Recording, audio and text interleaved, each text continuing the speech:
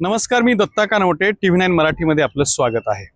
आज दिवसभरामध्ये एक महत्त्वाची आणि इंटरेस्टिंग गोष्ट घडली, ती म्हणजे शिवसेना शिंदे गटाचे आमदार संजय गायकवाड यांनी इम्तियाज जलील यांना बॉन्ड पेपरवरती पाठवलेलं पत्र।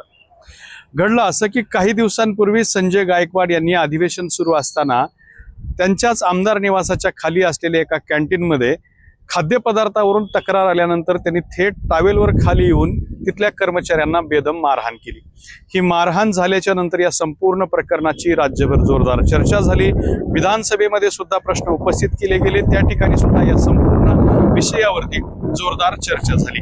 मात्र ही चर्चा एका बाजूला सुरू असताना दुसऱ्या बाजूला मात्र इम्तियाज जलील यांनी त्यांचा पक्षाचा पक्षीय पातळीवरचा एक दौरा जो आहे तो विदर्भामध्ये काढला। खास करून हा दौरा बुलढाणा जिल्ह्यामध्ये होता। बुलढाणा जिल्ह्यातलं मेहकर असो, धांडा असो किंवा बुलढाणा असो, या सगळ्या परिसरामध्ये इम्तियाज जलील यांनी आपला दौरा काढला। त्यांच्या या दौऱ्याला प्रचंड प्रतिसाद मिळाला।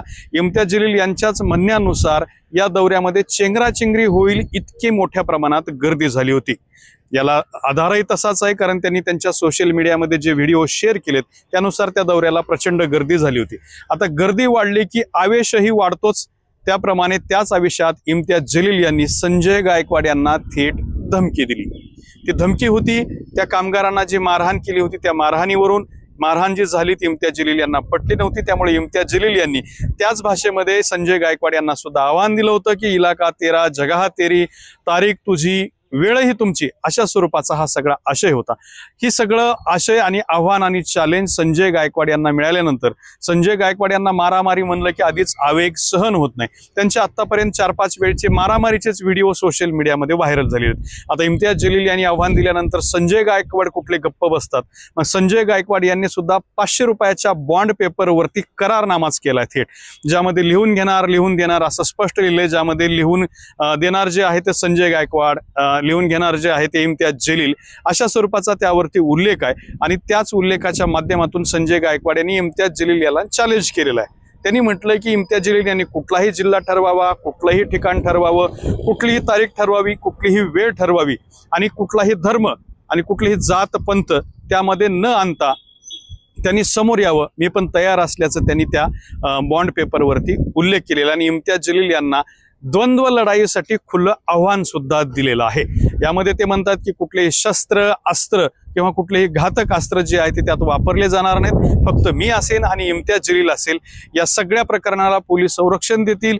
हे जर भांडण वाढलं तर त्यामध्ये पोलीस किंवा इतर कार्यकर्ते कुणीही मध्ये पडणार नाहीत, याचं सुद्धा त्यांनी स्वतः आश्वासन दिलं। इम्तियाज जलील यांच्याकडून सुद्धा आश्वासन घेतलेलं आहे आणि इम्तियाज जलील यांना द्वंद्व लढाईसाठी खुलं आव्हान सुद्धा दिलेलं आहे।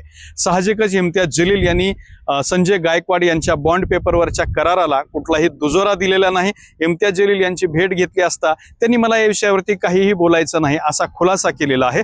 मात्र संजय गायकवाड यांची कामगारांना मारहाण, त्यानंतर इम्तियाज जलील यांचं संजय गायकवाड यांना आव्हान देणं आणि संजय गायकवाड यांनी इम्तियाज जलील यांना चॅलेंज करणं, हा एकंदरीतच सगळाच विषय इंटरेस्टिंग आहे। हा जो करारनामा संजय गायकवाड यांनी केलेला आहे त्यातली शेवटची ओळ मात्र फार इंटरेस्टिंग आहे।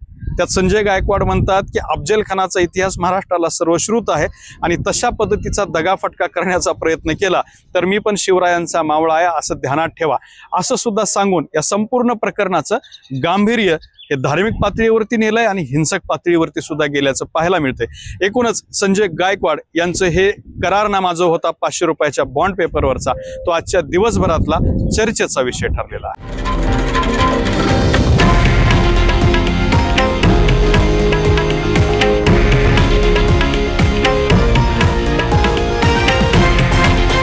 हे आहे देशातील नंबर 1 न्यूज नेटवर्क आणि आपण पाहत आहात TV9 मराठी, एकमेव।